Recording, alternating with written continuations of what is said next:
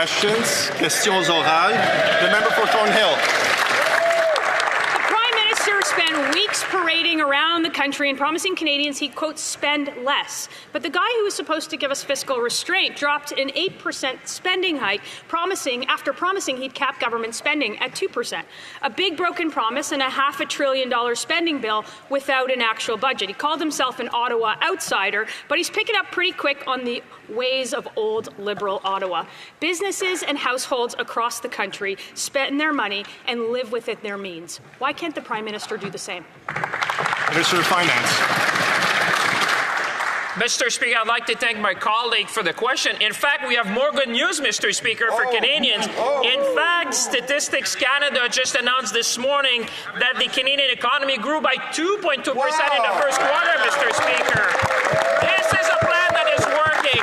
This is a plan about building the strongest economy in the G7. This is about transforming our economy, Mr. Speaker. This is about an ambitious, a confident, and a prosperous Canada, Mr. Speaker. We will deliver for Canadians. The member for Thornhill. Leave it to the Liberals to tell Canadians that $500 billion blank check and an 8% spending hike after promising to cap it at 2% means good news for Canadians.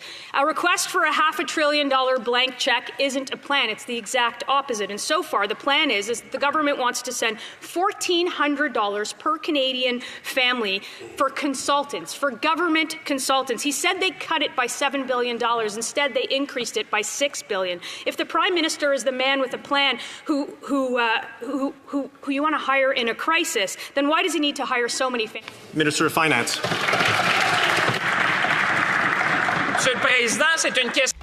Mr. Speaker, this is an interesting question, but the real question this morning is how much the Canadian economy has grown over the last quarter.